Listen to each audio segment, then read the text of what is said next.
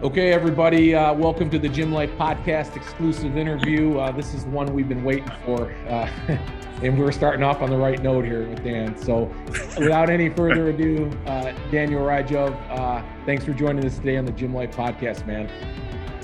What's going on, guys? Oh, brother. It's hot in Tennessee, isn't it?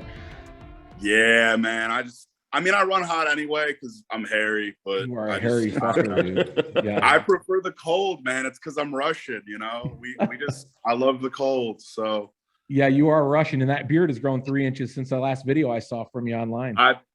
Dude, it grows back in like a week. Like I'll get it trimmed down and it grows all the way up my face. Like I could pinch it already. I got it trimmed last week.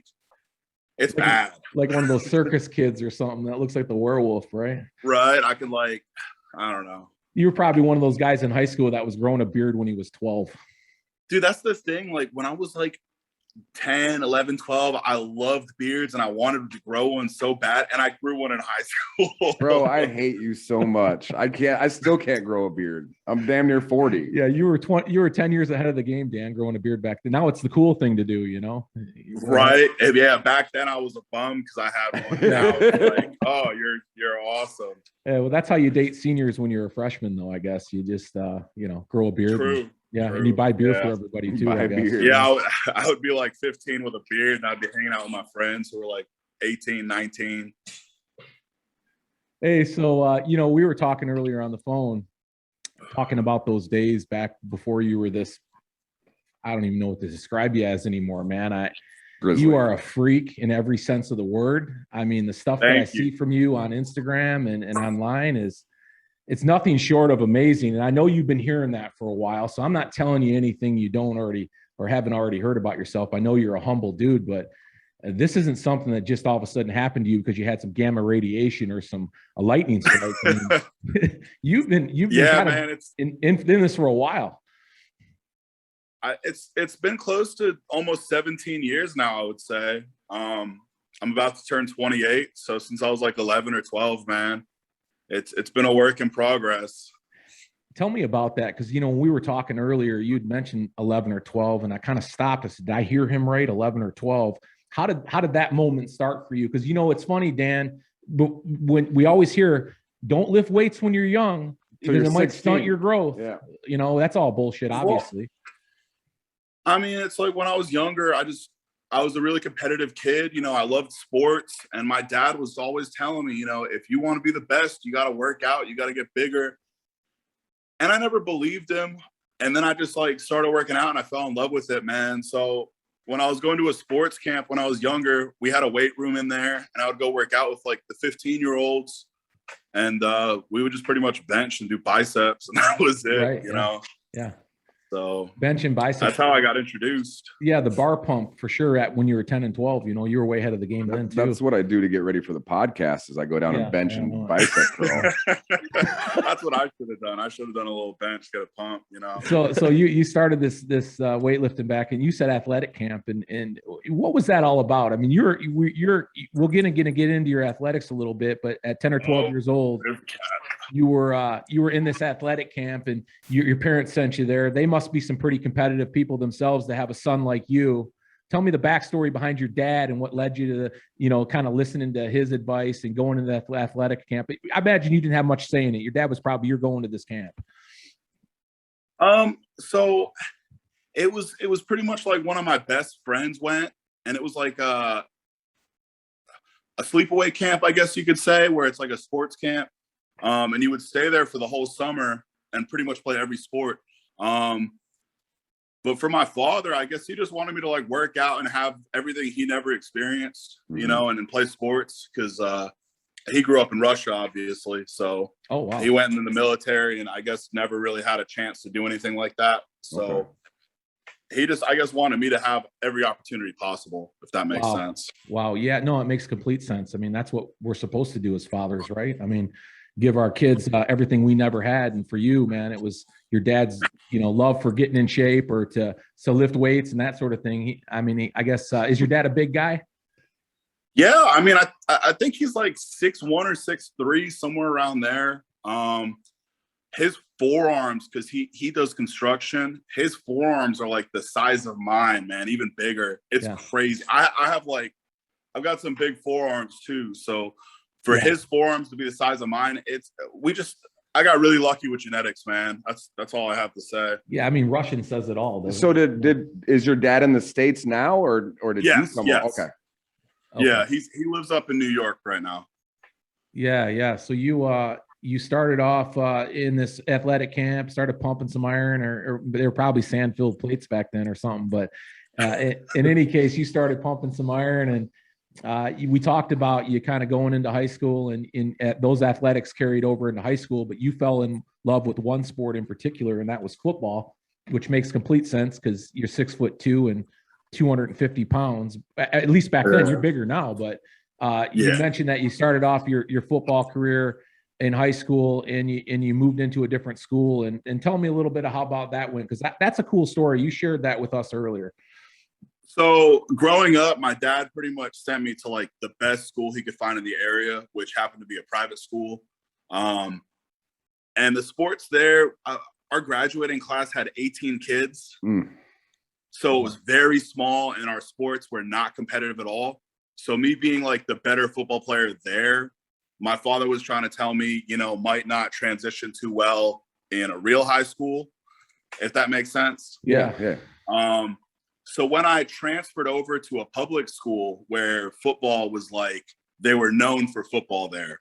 My dad kept telling me like, you're skinny. I was 200 something pounds at 6'2". He was like, you need to work out. You need to get bigger if you want to be competitive. And I didn't really believe him. I just kind of worked out nonchalantly, like a couple days a week, whatever, didn't really care. And then I got there and I realized he was right. There were some absolute freaks on that team when I got there.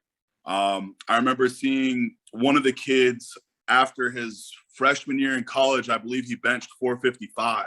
Ooh, wow. So it could have either been 365 or 455. I just remember back then, dude, it seemed like a lot. Yeah. So then I started really taking it seriously because I realized I wouldn't be competitive. So I fell in love with the gym. I fell in love with football. My first 2 years of actually working out, I didn't really progress much. Like I said, I was just benching and doing biceps, what everyone else was doing on the team. And then my dad bought me a bunch of like magazines, bodybuilding news, stuff like that. And I started researching programming. And there was one article I read that kind of like changed my whole perspective on lifting, where it was talking about training your legs and how it increases your testosterone levels and growth hormone levels naturally. So for me, I was like, all right, I'm going to start training legs religiously, and then I'll bench 2 days after. And that's what I still do. So you developed your own, so you basically developed your own programming in high school for yourself, because you mentioned you were lifting for a couple of years, but you weren't really making these big gains like you thought you should have made. So you I came in. So between, I would say 11 to 16 for the first 5 years, I probably went from benching, like, let's say, I don't know, 65 pounds or 45 pounds to like 225, which, at 16, 225 is great. Yeah. But in 5 years, man, that's pretty bad. Yeah. Like that probably just happened naturally from my growth spurts. Right. And then from 16 to 18 is where I really started training hard, following a program. I ate right. Like my father would make me eat like roast beef sandwiches with mustard and cottage cheese at night. And he would grind up like different berries and put it in a protein shake for me. And I was blessed where he would like handle my nutrition. So I went from like low 200s, maybe like 220 to 252 senior year. And my lifts skyrocketed. I believe I was squatting like close to 500, pulling like, I think I hit 600 when I was 21. So I would say probably in the fives as well. Yeah. At 18. And I was benching anywhere between like 315 to 350. I don't remember exactly what it was. Some pretty solid lifts for a high school kid. I mean, those are big numbers in college. I mean, so you made a lot of gains in those 2 years. I had, I believe, a 1,600 total, but we included our clean. Oh, okay. So it was like a way to add to our total. So I think I was like around like 13 or 1,400 in high school. Yeah. Which it's pretty good, you know, but for me, I was comparing myself to like the best of the best. Sure. So yeah. So you mentioned that on that particular football team, there was a lot of talented dudes. You found yourself transferring to this school and sort of being, you were probably on any other program, you'd have been that guy. But since you were on a program that had so much talent on it, you kind of got lost in the shuffle a bit. You and I had talked about that. Transferring into that school, I was kind of like an above average player, but I wasn't anything special. So that's when I realized like I made the switch. From junior to senior year, I put on a lot of weight and I maintained my speed. I still ran around like a 4.7, 4.8 at around 250. Yeah. And right now I actually at 280, I tested my speed and I was running around, 30 kilometers an hour on my top speed. So I think that puts me at around like a 4.7 if I can maintain it. You're a super athletic looking guy. You know, it's funny if you just heard of the numbers, the sheer numbers that you do, you immediately get in this picture in your head. Well, you're going to see this big power lifter at 200. What are you, about 280 right now? Yeah, right now I'm around 280, maybe 290 if I eat all my meals for the day. My weight fluctuates. I'll lose 10 pounds overnight, man. Yeah, I mean, with your size, I'm sure that's not hard to do. You can dehydrate yourself on a long night out, and you're probably, 15 pounds lighter in the morning. I know you're just a super athletic guy, and obviously your athleticism, your background, dude, your dad sounds awesome as fuck. I'll tell you right now. I mean, so honestly, he's like the best thing could have ever happened to me, man. Like, he is extremely supportive. He'll do everything he can in his power to make sure I'm happy, if that makes sense. Man, I can. Your dad's grinding up berries for you, and making roast beef sandwiches. I mean, come on. Moving your school. Well, he actually went out and got I think they were called like sea buckthorn berries. It was like some super berry that he researched and found that were like packed with nutrients. Found out some international market. Yeah, that's awesome. He would go to the Russian market to pick them up. So they weren't in American markets. It was crazy, man. Yeah, that's awesome, man. It's so fun to hear that. I got a 3.5-year-old son at home, and I'm gonna be that dad, Dan. I promise you, I'm gonna be that dad. Good, dude. So speaking of that, like all the kids nowadays, like fitness is back for like the kids. It's like the popular thing now. And I feel like it fell off for a bit, but now there's like 15-year-olds out there who just have like an 8-pack and they're jacked because there's so much more access to like knowledge and programming and nutrition out there. Well, what kind of advice would you give those guys, Dan, right now? Because you were in no hurry. I mean, we talked about it earlier. You built a foundation for yourself, man. Your foundation, and we'll talk about that in a minute. I thought it was pretty cool, some of the stuff you were telling me. But what kind of advice would you give those young guys now? Because it's about instant gratification out there. That leads to all kinds of fucking problems. I mean, what would you tell them? I mean, SARMs are like super popular right now, and it just messes kids up, man. Like, it's going to stunt their natural testosterone production. It's going to set them back in the long run. Like, they want these instant gains, but they don't want to put in the work with their nutrition or their program. Yeah. Like, dude, if you're a 15-year-old kid and you ate right and you followed a program, you would be a freak. Like, even more than taking, anabolics, because your testosterone and growth hormone levels are skyrocketing. Right. Yeah, they're already probably higher than your average person, For sure. My son, actually 17, he's the whole reason we built the gym downstairs, really. During COVID, his gym shut down and he's powerlifting, in high school. But he just came to me yesterday, and he's skinny, man. He's a skinny guy, but he just came to me yesterday and he goes, I gotta start packing on weight. What do I need to do? And I go, well, eat, motherfucker. Like, yeah. Dude, like, my best advice for people who can't eat is like, I know a lot of kids who will eat like ground beef and rice and whatever, stuff like that. And they'll be like, man, it's just so boring eating the same thing. Dude, load it up with some dressing. Throw a bunch of ranch in there. For sure, yeah. That's what I tell him. Who cares if it's bad calories? If it helps you eat that meal or eat an extra meal or two, like, do it. Well, honestly, there's some calories in. there's some kids like my son who he physically can't eat enough calories to gain weight. And I'm like, bro, like, and he's trying to eat clean too. And I tell him, like, no, dude, you need to go eat that shit. Like, you need to go eat crap food because you need the extra calories wherever they come from. Right. Like, one of my favorite, like, clean cheat meals that I posted a while back, it's plain Greek yogurt mixed with protein powder. Yeah, I do that in my shakes. Yeah. So it's like, dude, I'll eat that. It tastes like Nutella. And I could eat a whole pint of that, man. And that's like, 1,500 calories and 300 grams of protein. Right. You know what I mean? In one sitting. And these kids just don't want to eat. They don't want to put in the work. They'd rather just, take a SARM that might only help them 15%.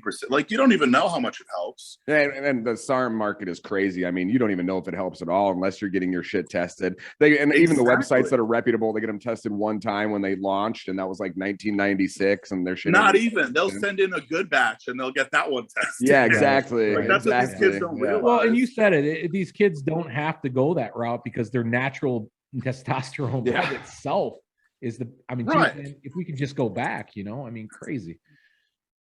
I don't know. It's my advice to those younger kids is find your nutrition, get that right, and then find a program. And if you follow that program, like, I don't know. I feel like, honestly, I know this is going to sound bad, but I feel like I'm a bad influence on these younger kids because I only post my heavy sets. Right. Yeah. Because no one wants to watch. That's what people want to watch. Sets. Yeah, they don't want to watch my back off sets at 70%. Yeah. Like, oh, why is he only benching, 455? I thought he benches 650 because I'm doing my reps. Like, I'm getting rep work in. Yeah. I'm doing volume, stuff like that. I don't know. Yeah, no, that makes complete sense. I mean, you're right. I mean, people, especially in your position, because you are an influencer. I mean, you really are. You meet all the qualifications for that. And you and I talked about that. There's a certain level of visibility that you have above and beyond everybody else right now. And maybe you're right. Maybe you're not the best influence in that respect, but if people got to know, and you're not shy to talk about your programs, that's for sure. Let's get on that real quick. Let's talk about that program. Let's get into what you've done over the years to build your base to get to where you're at now, putting up these huge numbers. So, I kind of follow more of like a bodybuilding approach to it. And I don't necessarily know if it's like a bodybuilding approach, I guess, because it's more power building. I'll pretty much train every muscle group once a week, and that's it. I know a lot of people tell me, like, I'll bench more if I bench 3 times a week, or if I squat more, I'll squat 3 times a week, whatever. You know what I mean? I feel like that doesn't work for me.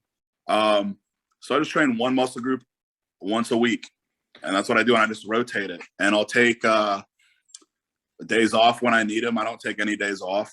I know that sounds dumb, but I listen to my body. I listen to my central nervous system. Yeah. Is it a bit more active recovery than if your days off really? Right. Okay. If it's a day that I need off, it's active recovery.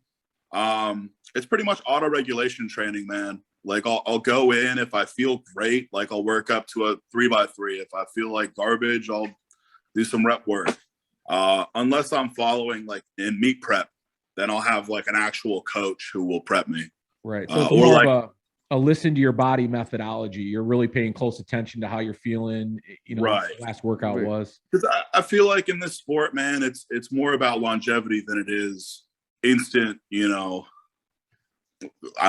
gratification. Yeah. Like, for example, if I wanted to, I could probably hit a 700-pound bench in 4 months, but how much stress would that put my body under versus hitting it in 8 months or a year? If I hit it in a year, I'll probably be a lot healthier than doing it in 4 months. Yeah. So it's longevity in my opinion. Yeah, it's the same thing with the squat. I mean, the Russians did invent the small out squat program, but you squat 5 days a week. Yeah. You squat 5 days a week, your squat goes up by, 50 or 65 pounds. And then you feel like shit 24/7. Like hammered dog shit. Yeah. So you had mentioned earlier when we were chatting on the phone that you had we talked about your big dumbbell pressing, and this is important, I think, to be said, because a lot of us, I shouldn't say a lot of us like myself, but a lot of people tend to get away from those important movements like dumbbells that are building sort of that base. when you started, that was a big part of your program. That's what's got you to the point where you're able to put up some bigger numbers. I mean, dumbbell work. It still is part of my program, but I know this sounds kind of cocky to say, I guess. I just can't do it because I don't have enough weights. So growing up, I loved bodybuilding, and I felt dumbbell work was just so much better for me. I felt I could activate my pecs more. I felt like I would grow more. I felt stronger on dumbbells than I did barbell. I felt like barbell was useless. Does that make sense? Yeah. Because barbell is like a full body movement versus dumbbells. You don't really want your legs. You don't want leg drive. You don't really, use air in your core as like a little pad to give yourself some bounce, all that. So growing up, I started just doing a bunch of dumbbell work. And with the 250s, my stabilizers were incredibly strong because of this. I had 100-pound dumbbells at my first gym, and I worked up to like 150s, 175s by just adding 25-pound plates to my hands. So I would strap them through like a cable attachment, and I would hang them from my hands, if that makes sense. Like I would loop it through the plate and then hang it. Right. So I could add like 25s and just keep working up that way. I see all these kids like duct tape plates to the dumbbells. Like, that's so dangerous. Like, dude, I'd love to see a picture of you in that fucking lift. Now he's got a fat grip because he's got the handle for the cable machine and the dumbbell handle. Well, no. So what I would do is I would loop the cord through the plate and then just hang like the cord on my hand so that the handle's down here. Oh, does yeah, that make gotcha. sense? So it was just a little strap. I mean, it would hurt a little bit sometimes if I would go heavy because it would like cut into my hand, but it was worth it. So Has anybody got a picture of that, Dan? Do you have a picture of that somewhere? I have an old video actually, so I haven't deleted any of my Instagram videos. So I'll go back and find the 150s for you where I strap the plates. That'd be good. And what we were talking about earlier with like my stabilizers, I feel like that's what holds back a lot of these lifters going for big benches or big squats or big deadlifts. Like if your weakest link is going to be what's going to make you fail. Does that make sense? Yeah. Mm-hmm. Oh yeah. So like, let's say you're trying to bench and you always fail at your lockout. Like train your lockout until it's stronger and then you won't miss at lockout. So for most people, their stabilizers are their weak point. If your stabilizers are weak, do dumbbell work on your stabilizers. Like you could bench, let's say I bench 650. I was able to hit 635 with a misgroove because my stabilizers are so strong now due to, constant years of dumbbell work. And I feel like that's why I can hit the 250s as easily as I do, because it's essentially a 500-pound bench for me. Yeah. Well, a lot of what you do, there's not a lot of guys that can do it, but probably one of the most impressive things that I saw was that 250-pound dumbbell press. I mean, that's in a league of its own. That's in the stratosphere. So funny story about that. You can actually ask the gym. They'll confirm this. When I went, I didn't really tell them I was going until I got there. They had their 200s were broken and their 220s were broken. So I went straight from 150s to 250s. Just jump to the 250 without a warm up. And that was like absolutely brutal for me. I mean, imagine going from like 20s to like 150s. Oh, I get it. And you did it 5 times, I think. So, not mistaken. I think you got it 5 times. Yeah. I paused them for 5. So I wanted to do 8 to 10, and I felt like I had it in me, but I had already dropped them once. Like my first attempt, I rolled them back, and I rolled them back too far and I dropped it. So I was nervous about breaking them because their 200s and 220s were already bent. So they were fixing them. And I didn't want to be that guy who went in and bent their 250s. So that's why I paused them, and that's why I kept them so controlled every rep versus just trying to bang out reps. When you grab the 250s, did they have to wipe the dust off them because nobody else is picking them up? Yes, they actually wrote 250 in the dust. And then when they realized that wasn't really visible, they chalked up the top and then wrote it in. But yes, they were very dusty, and they're huge. Do you rack People your own don't weights, realize man? how big they are.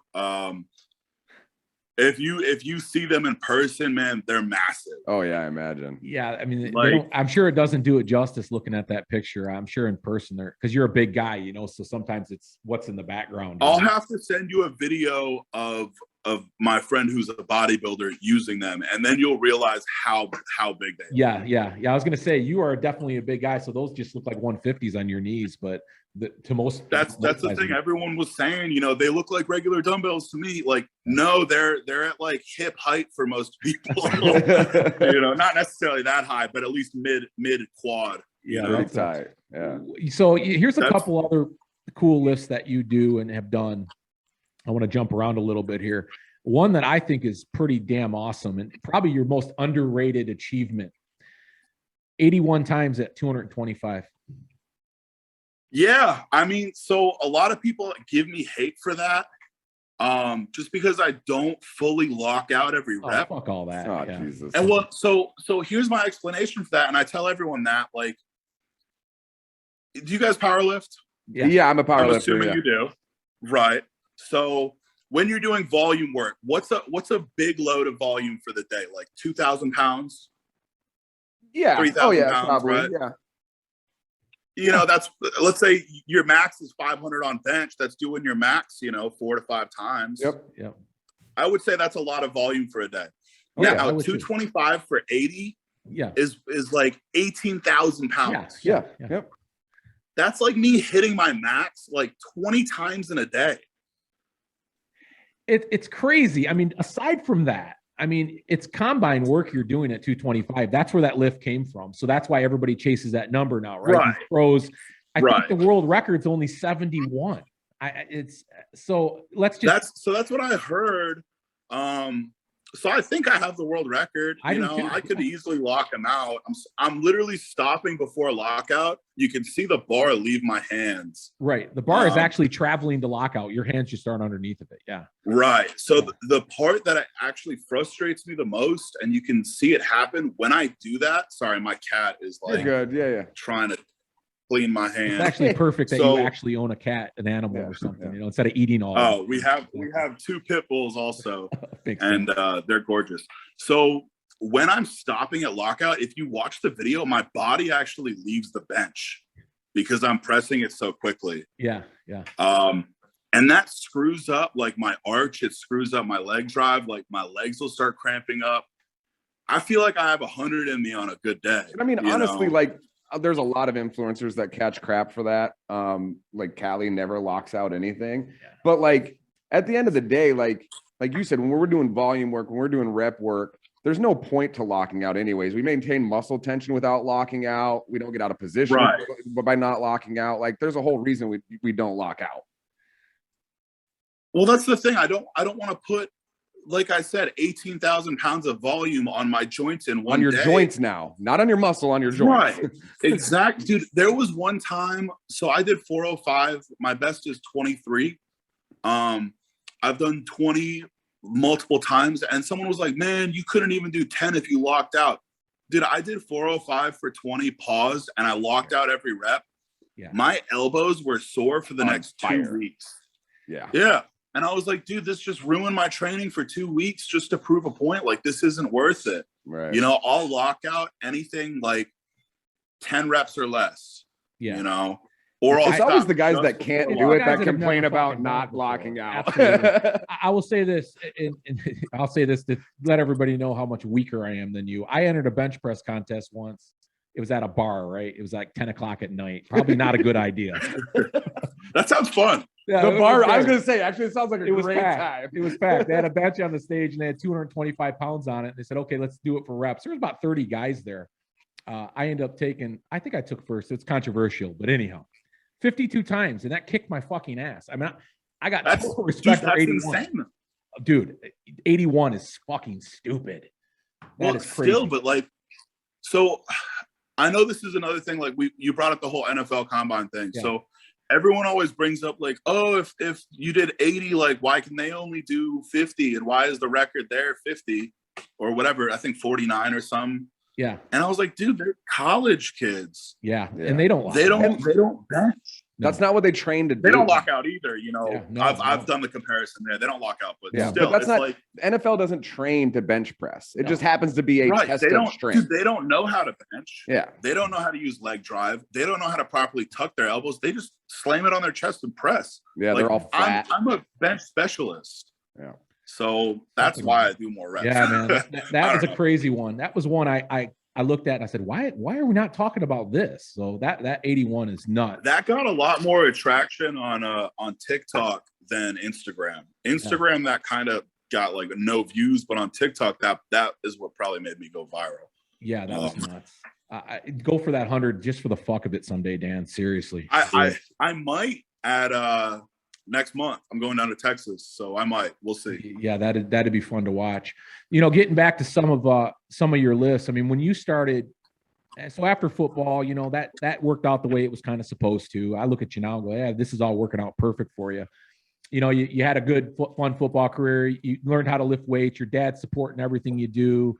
You know, he's your number one fan. You're growing the way you should be growing. You're building this awesome foundation. All of a sudden you find yourself in the gym and now you're doing weight that people are taking second notice to and going, who the fuck's this guy? You know, when did it kind of take off for you? I'm going to go back to using that word influencer because you're at that level. When did you kind of notice like, wow, people are paying attention to what I'm doing? I mean, like when I first started powerlifting, I guess, if that makes sense. Because I didn't really know how to bench. I didn't know how to squat. I didn't know how to it was all self-taught from like videos and magazines or whatever. And I was benching 405 for reps with like terrible form, you know, at 21. So one of my best friends at the time actually came up to me and was like, dude, you should power lift. And that's when I started powerlifting. And that's when I first started like realizing my strength was, I guess, abnormal, if you want to say that. It is. And then I guess like the whole influencer part, when Larry Wheels noticed me, man, like I know that sounds dumb, but him and his manager, the second they commented on one of my videos or just even liked it, I would freak out and I would get so excited. Yeah, I bet. Yeah, why not? Yeah, you know, and that's when I felt like I just started getting noticed. And then just recently everything's taken off. Like I've gotten so many opportunities, man, and I couldn't be more thankful about it. You know, I guess they pretty much started it for me. Well, it's you know, it's funny because I actually texted you. I said, hey man, you mind if we call you the White Larry Wheels? And you're like, yeah, go for it. They already teased me about it anyhow. Yeah, dude, there was a video. So my gym, Carbon Culture, I don't own it, but the gym I train at, Carbon Culture, during their grand opening, I hit a 605 bench. This was back when 600 was my best. I was like 250-ish then. Yeah. And everywhere reposted it, and they thought I was Larry Wheels. I got reposted on like one of the biggest, what is it, Strength Central or something like that, their YouTube channel. You know what I'm talking about? Yeah, I know exactly. And they called me Larry, and I was like, I'm not. First, like one of my friends, he was like, bro, you're not black. I was like, I don't know how they think I'm Larry. We don't even have the same beard. I don't even think he has a beard. No, he doesn't. I know. Well, so it doesn't hurt to get it wrong sometimes, right? That didn't hurt you a lick. It's like, okay, yeah. Well, that's the thing. So I went from people thinking I was like Larry to being that guy that benches almost as much as Larry. And now I'm like the overhead press guy. You got a lot going on. And then now people start calling me the TikTok guy. I don't know. It's the TikTok guy. Fuck, I mean, whatever it is, it's working. I saw a picture of you and Larry work. You and Larry are friends. You guys work out together. Yeah, we were supposed to train a little bit more. And I had planned on hitting some heavy benches with him and hopefully other lifts, but pretty much like he had gone back to Dubai and he was going back immediately. So I just flew out, like they gave me like a 3-day notice. So I just flew out and trained with them as much as I could. We did some deadlifts and then we benched a bit. Yeah. And that's when I hit the 635. I haven't hit over 600. So this is real quick, going back to like what kids think. Like I haven't hit 600 on bench since I trained with Larry. That's over a month ago. right? You're not chasing those numbers every week. I'm not chasing those numbers right now. So like all these kids who think I'm constantly hitting heavy numbers, like I haven't gone over 90% in over a month. Yeah. So yeah, it's perception is different, right? Especially when we're talking about influencers or just content in general, right? Like you said, people don't want to watch me bench press 135 or 225. They want to see me bench the most I possibly can bench. And so that naturally that's what gets posted. And that's what gets all the views. But your training, my training, and everybody else's is not based on that 100%. Right. Absolutely, man. And that's what I keep trying to like, I'm super honest with all these kids everywhere. And they always ask me like, how do you bench so heavy all the time and recover? And I tell them all the time, I'm like, 545 for me is 80-ish%. You know, that's so if you're benching 225, that's like going up to like 170. Right. Yes. You know, 180. Well, and that's why that's where you live. So and that's why you're still able to put these numbers up, because you're taking care of your body, man. I mean, it's, let's face it, right? If you weren't doing all the other things, you to have that 700 bench in mind wouldn't even be something you would think about. You're not fighting injuries. Right. Have you been pretty injury free? Have you run into any issues? What's a bad one that you've had, or haven't you? So I've never really had any like really bad gym injuries as far as I know. I fell down my stairs after a leg day when I was like 22 or 23. I know it sounds ridiculous. No, it doesn't actually sound ridiculous at all. Day. Yeah, right. It was like a crazy leg day. I woke up at like 4 a.m. starving. So I went to go make myself like a casein shake, casein protein or whatever. Mm-hmm. And I fell down my staircase and my whole leg went through my window. And I shattered the windowsill with my kneecap. And like, I don't know if I tore anything, but like, I've had a lump in my knee ever since. And like, I pulled pieces of glass out of it. Telling me. You said what? You didn't go to the doctor, is what you're telling me. No, I just wrapped my leg up in a towel and I went back to bed. Yeah. And my dad woke me up screaming. It makes complete sense. Give me some duct tape and gauze. I got to lift in the morning. Oh shit. So I actually went and deadlifted the next day. Of course, of course, that makes complete sense. Why wouldn't you do that? That makes sense. Yeah. I'll find the video because you can see me and I couldn't walk, but I still could deadlift. It's hilarious. Hey kids, don't put your leg through a window and then deadlift. No. And then the other only injury that I remember is my front delt on this side. I have like, I don't know if you could see like this little lump right here. Slightly. It's like a micro tear. To see it. Yeah. Right. There's like a little micro tear right here in my front delt, and I could feel it. There's like a small indentation. And that happened when I was like 20. Just I wasn't warming up properly. I would always try and max out all the time, and that's when I had started getting injuries, and that's when I just realized I couldn't do that. Yeah. So those are that's really it. Just my knee when I fell, and then my front delt. Which luckily wasn't anything that's held me back, you know? Yeah, I was going to say, so you're on a good path right now with how intelligent you train and how you eat and maintenance, that, you know, these ideas that you have coming up with some big lifts are legitimate. We talked about you're running for 700 right now. That's one of your goals in the future. Your current gym PR right now, I think you said was 655? 655 currently. And I feel like I probably had more in me that day, but I stuck to my program. Like I said earlier, when I go for these big lifts, I'll follow a strict program and I won't go off it. Yeah. Just because if I feel like I do go off it, it's going to set me back, you know? Like one injury for me, like let's say I go off program and I try and hit, 675 on a day I probably could. And let's say I tear a bicep or a tricep or a pec or a lat, like you never know. That could set me back a year progress. It could take you out of the game completely. And that's not really something Yeah, it could take me out of the game completely. Exactly. That's not something I'm trying to risk. So I try and stick to my program to a T when I'm following it. And that's hard, man. That's discipline, right? Like the days you go into the gym, you're like, all right, my program says 500 and you hit 500. You're like, God, dude, I got 600 plus. Well, that's hard not to do. That's what happened earlier this week. I wanted to just like I said, I haven't hit 600 on my bench since Larry, so about a month ago.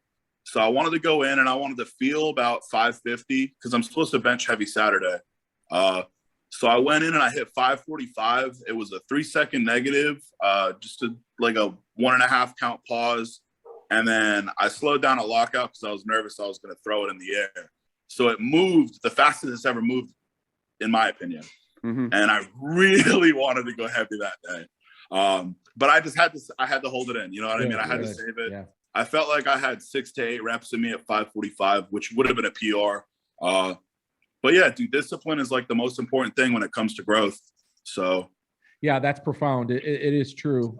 You said that the world record right now in your weight class was what was it again? It's 650.3 for full power, and then I think it was set in like 1983 by the first man to ever bench 600. I think his name is like Ted something. I don't remember. Isn't that crazy that type of record could stand that long? That's crazy to me that record stood that long. That's the thing. It's like absurd to me too. Like I didn't realize how crazy it is. Number 2 is, I believe, Swim Hack, James Strickland. Yeah. At 633. Wow. Which I feel like if I went in, I could probably hit 635 in a meet. Yeah. Pretty much any day. That's a fun goal you got set for yourself. Then, I mean, obviously, that's within thinking. Right. So I would like to hit at least 650 plus in a full power, and then try and take Hornstra's 675 bench only. Can't wait to. Yeah. So ideally, like I'm trying to get up to, dude, it's so hard for me to gain weight. I eat so much. I want to get up to like 300 pounds so I can cut for like a meet for 275. Yeah. And I know this is going to sound dumb. Like I haven't competed yet for these reasons that I'm about to tell you. So pretty much I was stalled out on my bench at like 550 when I was 240. Right, for like 2 years straight, and I couldn't gain weight and I couldn't gain my bench. And I wanted to hit 600 at 240 so bad, and I just couldn't. So the second I bulked up to 275, my bench went from I hit 600 at 250, and then it went up to 655 at 275 in a 12-week period. That's crazy. Yeah. So it's the old adage, right? Gain weight, gain strength. I mean, with what you're doing. Yeah. So that was no hypertrophy block, no peaking, nothing like that. That was just from pure weight gain and linear progression. Mm-hmm. So right now, my goal is I want to get to like 300. I want to run a hypertrophy block. I want to run a peaking phase, and then I want to do a meet prep. And hopefully, if my weight gain, and my bench keep going up the way they have been, I feel like I have at 300 or 308, I feel like I have at least 715, 720. Yeah. I would agree. What are you looking at in the forecast, Dan? Is there something you got your eyes on? I know there's a lot going on as far as getting this weight gain, and going down the road of your programming, but do you have kind of like a calendar that you're looking at going up? This could be an opportunity. Honestly, no, just because, like I said, I don't want to limit myself to a time frame and try and rush things. Right. And we talked about this a little bit, but there's not really much money in powerlifting. Yeah. No. So, meet preps take a lot out of you when it comes to, physically, mentally, and then there's a lot of strain you'll put on your body, for example. Like, let's say I was to do a weight cut, I'm risking injury. Yeah.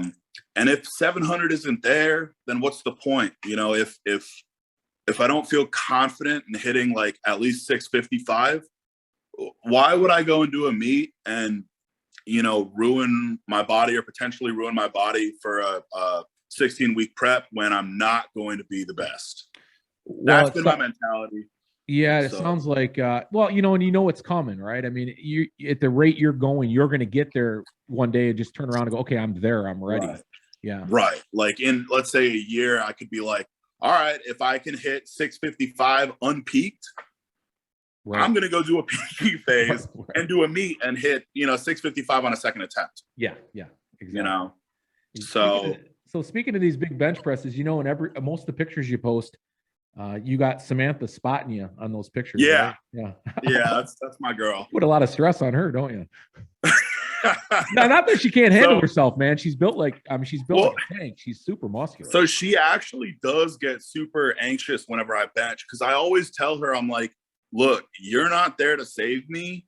You're there to either help me on a misgroove, which she has. Yeah. I actually have a video of I think it was 650, and I hit a misgroove and the bar rolled on me on the whip. So the bar whipped and the whole bar rolled, and she always double underhands, and everyone's like, why would you ever do that? Like, you're not gonna be able to save him. It's so when the bar rolls, she can roll it back. Right. So, and that's what she did, and she actually saved me on that bench. I didn't have side spotters that day. There was no one in the gym. Oh my God. So I hit 650 with her, and like, she's always super nervous and anxious, because like, I tell her, I'm like, the side spotters are there if I tear a pec. They're not there for me if I miss a lift, because you could easily help me. Yeah. So it's like, I don't know. That's a bigger job, man, keeping it off your throat, you know? She's got I noticed that. Listen, I didn't let a detail go by. I noticed in a lot of those pictures, she was your back spot. And I thought, wow, that's a lot of pressure. That's a lot of pressure. Well, dude, she's also been spotting me for a little over 2 years now. So she knows, like, to a T when my bench is going to miss. Like, the only time she's ever thought I had a bench and I actually missed it was because I stopped pressing because I felt like I was going to black out. It was on an AMRAP, and I was like 2 inches away from lockout, and I felt like the pressure building up in my nose and my eyes. And she was like, come on, you're going to finish this rep. And I was like, no, take it. So like, if you go into the gym and you just grab a random spotter, like, oh yeah, I have a video actually where I was doing 550 for reps, and I had 2 side spotters, and I was like, hey guys, I'm going to do a set of 5 here. I'm going to pause it. And on my first rep, when I paused it, one of them freaked out and grabbed one of the sides because he didn't know. Yeah, and I was like, bro, I hear about that a lot. These blowing out my pec. Yeah, these and you can't take it for granted. You know that it's so true. Big benchers, man, have their own spotters, and there's a reason for that. They're still benching. Yeah. So it's like I feel confident in her that she can spot me on any weight, man. Like, unless I feel like it's, you know, something where I know I'm not going to hit it, or if I'm something like dangerous, I don't know. I just feel comfortable with her spotting me no matter what. She looks like she's built to handle the weight. Is she a competitor in any sort? Does she compete? Is that so? She's a bodybuilder, and I really want her to powerlift. Yeah. So when she was, I believe she weighed in at like 120-ish, 125 at her last show. She was around like 6 or 7% body fat, and 1 week after her show, she came in. She hadn't deadlifted for over a month and a half because they were trying to pull her waist in. She pulled 365 unpeaked. Wow. She doesn't power lift, by the way. She does strictly bodybuilding training. Yeah. She squatted 315 for 5, naked knee. Wow. Okay. Yeah. And her bench was 205. So she's an 1,100 pound total after competing. Right. Yeah, that's crazy. Right. At 120 some pounds, 130 pounds. Yeah. And dude, the thing is, like, so we met Ernie Lillybridge down in Florida, and she hit 295 for a set of 10 on squats while he was watching, and he was like, you need to power lift. Because, you know, she doesn't like to wear sleeves. Yeah. She doesn't like to wear sleeves. She doesn't like to wear anything on her knees. And I'm like, if you throw some wraps on, you're going to be repping 4. Yeah. Yeah. Like, if not, just be a raw lifter, whatever. I mean, or be a raw lifter. Yeah. You know, if she did a peak, she could probably hit, you know, close to 400 raw. At her weight, Dan, you need to keep talking her into that. That could be something special right there. Well, so then, not the Olympia. We were at one of the expos. I don't remember which one. And she met Steffi Cohen. And I told Steffi her numbers, and Steffi was like, you're a beast. So for like Steffi Cohen to tell her that she needs to compete, like, she's starting to realize it. She pulled, what did she pull? She pulled like 425 for a double on a trap bar. Dude, she's just like insanely strong for her size, and Yeah, you get I Steffi feel Cohen. like she could do both. Yeah, you get Steffi Cohen to give you high praise. I'd say, yeah, you might want to really consider that. Well, good for her. At least she's got options. She's got a great physique. She's strong. Fuck, the whole world's ahead of her, whatever she wants. And she's got you as a boyfriend, Right. Dan. So I'm sure that's a fucking barrel of monkeys by itself. Yes, dating the white Larry Wheels. What more could you want? So she got mad at me the other day because I ate too much. I've been really trying to up my meals. I had 9 meals the other day. And 7 of them were made by this meal prep company. So there were about 6 ounces of protein, a cup of rice, and a cup of veggies. So like my food was like going through the roof. And she was like, "You need to stop eating so much." She hates when I get heavier because I breathe heavy and I can't sleep too well. I can imagine. But you're snoring while you're awake. Yeah. Yeah. I actually have done that. It's terrifying. I'll be sitting there watching TV with her and I'll start snoring and she's like, "What are you doing?" And I'm like, "I'm not sleeping. I'm awake." I don't know what I'm doing. Hey, that CPAP machine is a powerlifter's best friend, man. Honest to God. Right. I need to get one eventually. So. I would advise it. Yeah. I heard they help with actually weight gain because you sleep better and you recover more. Yeah, man. They're the real deal. I know a lot of guys that benefited from that. Yeah, they're the real deal. Those CPAP machines. I mean, it's hard to sleep sometimes. So you may not be used to it. But when I understand, you get that first good night in you, you're loving it, man. Right. I know you roll around all night. Your arms are probably falling asleep every time you turn. So I can't sleep on my back because my traps. So when I sleep on my side, my arms will go to sleep because of my body shape. So I have to like put a pillow under my hips and then I have to like tuck like a pillow between my arms. You sleep like a pregnant woman. It's a struggle. Yeah. That's listen, there's a lot of guys. Yeah. They need to come up with just some like donut shaped pillow for fucking big guys. They do. It's a pregnancy pillow. They have them. Yeah. That is. There you go. A pregnancy pillow. That's what we need. So, Dan, I know carbon culture. That's not, I didn't know you were in Tennessee because we got to get down to carbon culture. That's a fucking hell of All right, let's go down That's there. A great facility down there, isn't it? Carbon culture. It is. It's not really for powerlifting too much, but they have everything we need. It's specifically like a bodybuilding gym. So they have the most incredible accessory equipment for me. To the point where I can adjust where I want like the load. Like let's say I'm doing tricep extensions and I want all the weight to be at the lockout or like the middle portion of the lift. I can adjust the machines to do that, which to me is like the coolest thing ever. Yeah, I saw some stuff online about, well, man, they were doing a lot of good. I know they just opened up a year or two. They're not very old, Jim, are they? Right. It's about 2 years, I think, in Franklin and a year in Murfreesboro. Okay, there's 2. Yeah, I knew that. I hear a lot of people 2 talking of them. Yeah. Culture. Yeah. Man, I haven't heard about it. You haven't heard about it? No. I'm always. I'm gonna have to check it out. It's Brendan Curry's gym. Who is it? He owns the one in Murfreesboro, I believe. Yeah. Okay. Yeah. Or he's like the face of the gym. Okay. But yeah, for the powerlifting equipment, they have a monolift, they have a deadlift platform, they have a competition bench and platform. They have kilo plates enough to go to 1,000 pounds. Yeah. Like it's everything a powerlifter needs, man. Yeah. It sounds like you're in a good spot down there. What brought you to Tennessee? Because your family's from New York, right? Yeah, it was family, work, and then a girl I had met, and then gotcha. It was more the girl. Don't bullshit us. It was more the yeah. That's why I'm in Michigan. Yeah, right. Exactly. That's why you're in Michigan? Oh, God. Yeah, I was born in California, grew up in Arizona, but I moved to Michigan. Have y'all heard of Damian Janak? What's that? Have you guys heard of Damian Janak in Michigan? Man, I don't think so. Look him up. I think he's 17 now. And he has the all-time world record for 242, drug tested. And he got sponsored by Larry also. Really? And we actually flew him out to Nashville to come to an event and come train with me. Wait a minute, he's 17 and 240?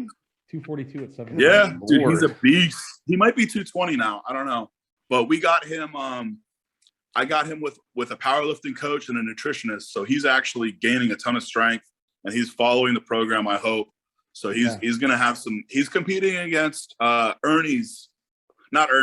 Lillybridge's Okay. record next. Wow. I'll look him up as soon as we're done here. Yeah, absolutely. That's interesting. He's in Michigan. That'd make it really easy to get him in. He's I think he's close to y'all. I don't know. Somewhere. Okay. Who Yeah, knows? fuck that. Well, Michigan's not that big unless it's north to south, east to west. It's not that big. Yeah, we'll figure it out. Yeah, we're gonna have some fun. Well, hey Dan, you listen, man. This has been. I knew this would be a fun interview because your personality is large, as big as you are, bro.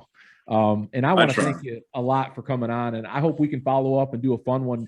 Maybe if we get down to carbon culture, we can do a podcast on the road and get you and your spotter in there, and we can really have some fun chat about your lifestyle, if you don't mind. But I appreciate. Yeah, dude, I'm down. If y'all come down, come through, bro. I'm gonna come down there. I'm gonna bench with you.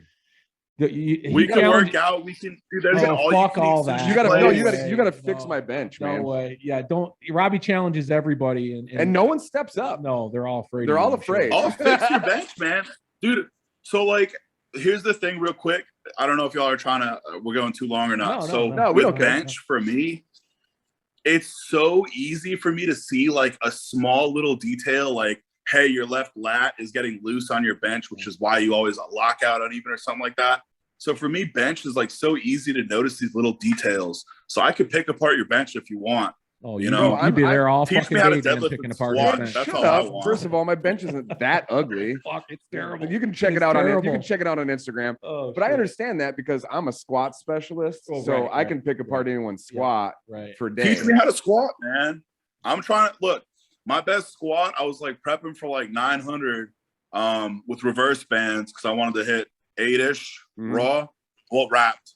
But teach me how to squat. I'm always down to learn, man.